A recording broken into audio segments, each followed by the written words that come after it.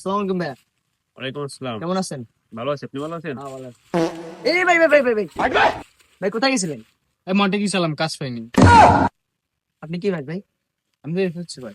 SSC pass করে মঠে গেলেন মানে বুঝলাম না।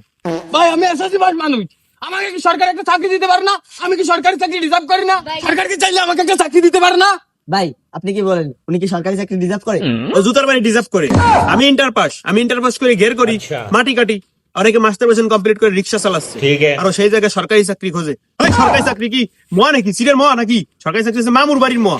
আর তুই এসএসসি পাস করে তুই বলতো এসএসসি এর পূর্ণরূপ কি বলতো? ভাই আমি একজন সুনামধন্য স্টুডেন্ট, আমার কি এত সহজ প্রশ্নের উত্তর দেওয়া লাগবে? তুমি দাও, দেওয়াই লাগবে। দাও। এসএসসি এর পূর্ণরূপ হচ্ছে, আমি সম্মিলনী হাই স্কুল থেকে 2024 সালে পাস করছি। তোমারে জুতো খুলে বার হয় নেই, সেটাই তোমার ভালো। এসএসসি পাস করে এসএসসি পূর্ণরূপ করতে পারো না তুমি। মোটে গেছিলি কাজ পাইস না, তুই যাবি হলো ভাইটি ভাড়া। যা যা যা, এখন যাই যা।